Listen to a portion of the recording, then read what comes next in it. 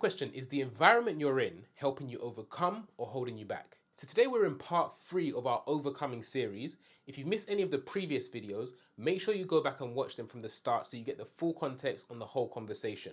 The link for the playlist will be in the description. Back to today's topic. So let's say you get to the point where you've identified that there's some dysfunction in your life. Some areas where you realize that the way that you act is inconsistent with the way God designed you to. Or even down to some of the things that you believe that affect the way that you act. You've put your hands up and you recognize it's not consistent with God's way. And so you've accepted that God can actually help you overcome, but you're looking for some practical solutions to help you on your way to victory. So where do you start?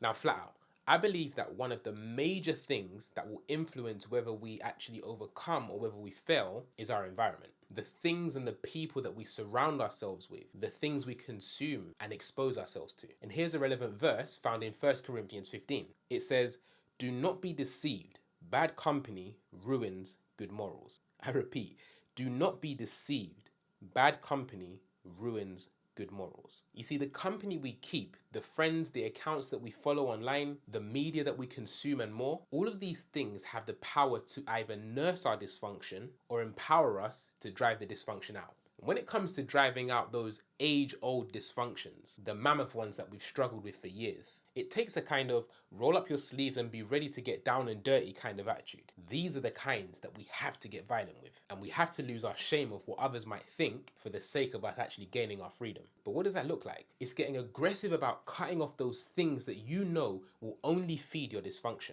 If your right eye causes you to stumble, pluck it out. If Instagram causes you to lust, lock it off. Look, it's not like we don't see the trends. We know the very things that lead us down these roads, and especially after years and years of experience. So we have to get real about the things that make us weak. And on top of that, we have to make the sacrifices that starve these things of the oxygen that keeps them alive. It's also doing the work to literally surround ourselves with an environment that's built to help us win. So study the scriptures that tell you God's truth about your dysfunction. Listen to sermons that help build your confidence that God will help you to get the victory. Set up prayer calls. Use post-it notes if you have to with the scriptures that you're standing on and stick them all around the house.